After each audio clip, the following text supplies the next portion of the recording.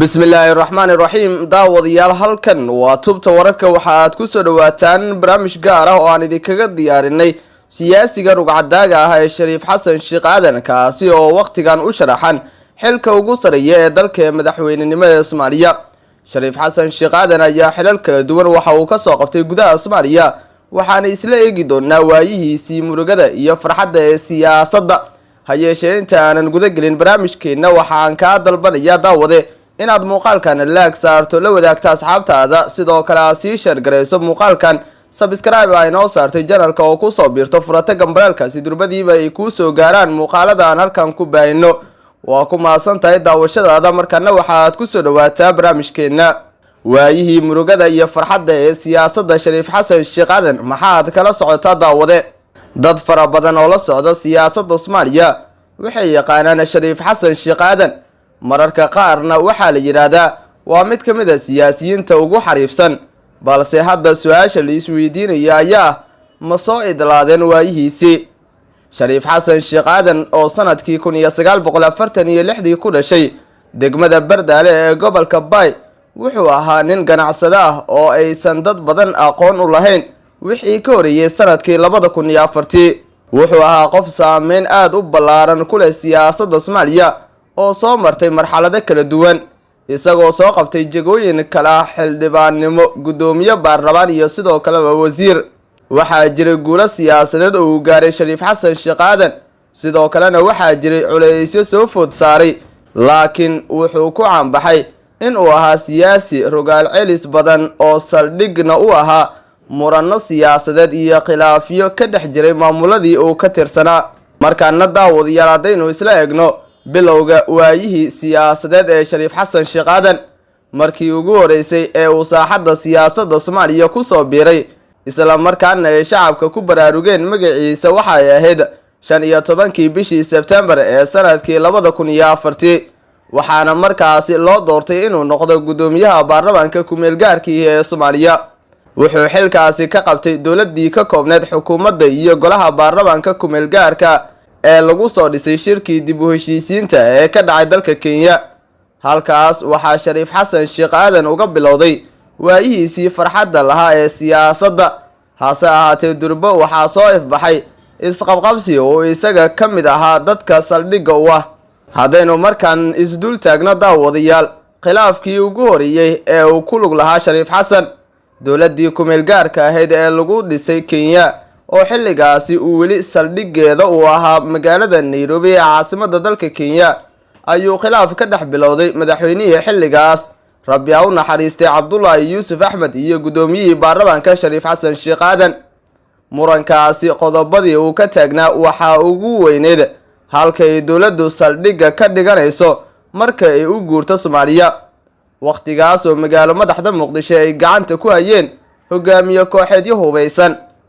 ugu dambeyntii wuxuu khilaafkaasi ku biyo shubtay in dowladdu ay u kala qaybsanto laba garab oo kala ah xukuumadda iyo qaar ka mid ah xildhibaanada oo isku dhinac iyo garab kale oo ka koobnaa tiro xildhibaano ah oo uu hogaaminayo gudoomiye Shariif Xasan Sheekh Aadan. ilaa bartamihii sanadkii 2005 dowladda ku-meel gaarka ee lagu dhisay Kenya sanadkii ka horeeyay ayaa ku sugnayd Nairobi mana u suurtagelin in ay maareyso sidii ay dalkeeda ugu wareegi lahayd. 11kii bishii May ayuu madaxweyne Cabdullaahi Yuusuf Axmed Rabbi ha u naxariistay isugu yeeray kulan baarlamaani ah oo ay ka qayb galeen in ka badan 150 xildhibaan kaas oo uu ka maqnaa gudoomiye Shariif balse uu shir gudoominayay ku-xigeenkiisa oo xilligaasi ahaa xildhibaan Maxamed Cumar Dalxa.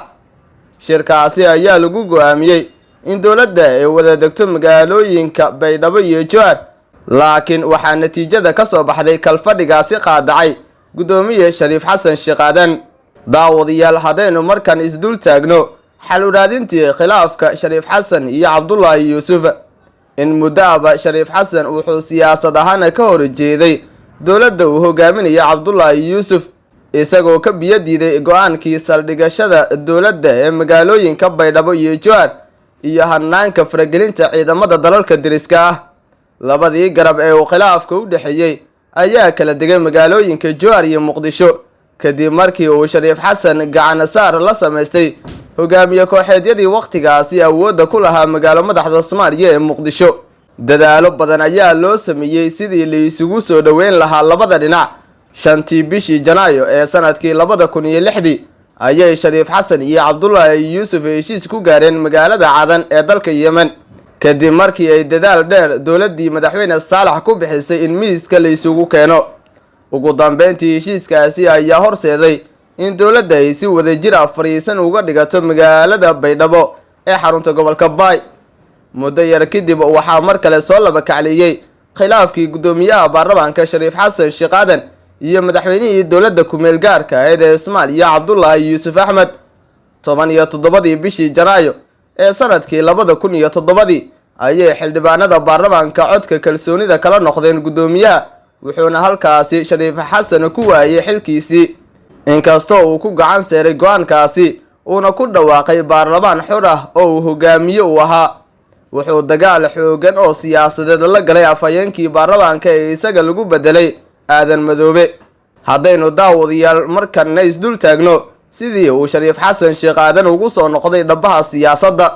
Bishii Sebtembar ee sanadkii 2007 shir ka dhacay magaalada Asmara ee waddanka Eritrea ayuu Shariif Xasan Sheekh Aadan heshiis kula saxiixday gudoomiyihii ururka maxkamadaha Islaamiga ee Soomaaliya Sheekh Shariif Sheekh Axmed.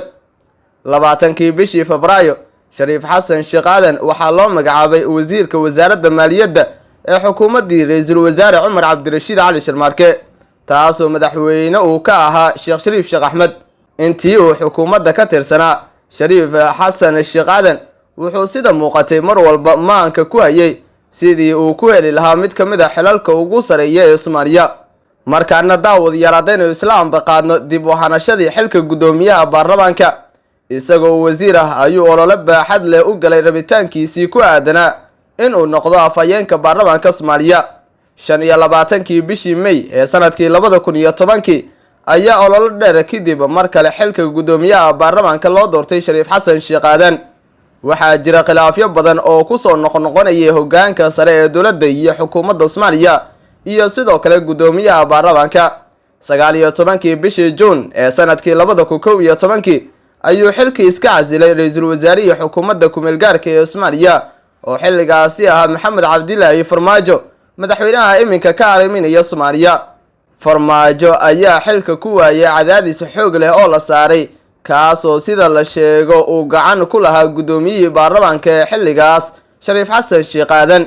20kii bishii Agoosto ee sanadkii 2012 ayuu soo idlaaday waayihii Shariif Xasan ee hoggaanka baarlamaanka kadib markii ay Soomaaliya u bislaatay in ay ka baxdo nidaamka ku meel gaarnimada. daawadayaal haddaynu markan isdul taagno Koonfur Galbeed, isbeddelkii siyaasadeed ee Shariif Xasan. Dadaalo siyaasadeed oo xoog leh ayuu Shariif Xasan u galay sidii uu qayb uga noqon lahaa nidaamka federaalka Soomaaliya, isagoo xaalado adag u wajahay sidii uu ku aanan lahaa maamulka gobolka uu ka soo jeedo ee Koonfur Galbeed. Isqabqabsi siyaasadeed iyo dhaqdhaqaaqyo iska soo horjeeda kadib 17 bishii November ee sanadkii 2014 ayaa Shariif Xasan loo doortay madaxweynaha maamul goboleedka Koonfur Galbeed Soomaaliya. Muddo kadib waxaa soo ifbaxay ismariwaa siyaasadeed oo u dhaxeeya dowlad goboleedyada iyo dowladda dhexe oo madaxweynaha ka yahay Maxamed Cabdilaahi Farmaajo.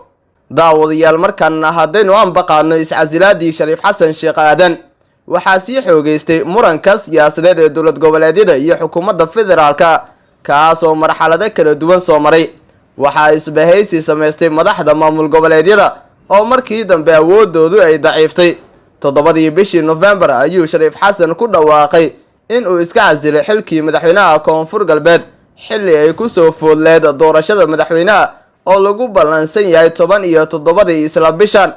Wuxuu sheegay in uu ka aray doorashadaas, isagoo go'aankiisana ku micneeyay mid ka dhashay cadaadis siyaasadeed oo ka yimid faragelin uu dowladda dhexe ku eedeeyay in ay ku hayso hannaanka siyaasadeed iyo doorashada dowlad goboleedka Koonfur Galbeed Soomaaliya.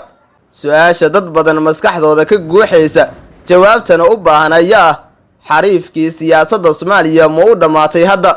Tubta wararka ayaa isku dayo fara badan u sameysay in ay su'aashaasi weydiiso Shariif Xasan Sheekh Aadan, hase ahaatee ma suurtagelin inaan helno dhowr jeer oo isku dayo aan sameynay. si walbay ahaataba shariif xasan wakhtigan waxa uu u sharaxan yahay xilka ugu sareeya ee dowladda Soomaaliya.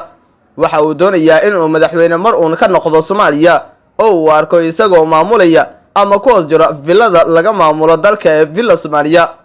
shariif xasan ayaa waxa uu ku jira gole la magac baxay golaha midowga musharaxiinta mucaaradka Soomaaliya, kuwaasi oo eedeyn kala dul dhaca xilli walba madaxweynaha mudxiliedkiisa uu dhamaaday ee Soomaaliya Maxamed Cabdilaahi Farmaajo, kaasi oo ku jira madaxtooyada qaranka muddo hal sano oo sharci darro ah ilaa iyo haddana aanan hirgelin doorasho la isla ogol yahay xur iyo xalaal ah, cadaalad ah, weliba ay u dhan yihiin dhammaan saamiilayda siyaasadeed ee Soomaaliya.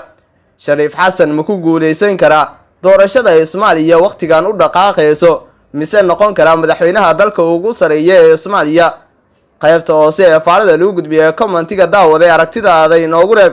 waa inoo muhiim su'aashaasi inaan jawaab u helno.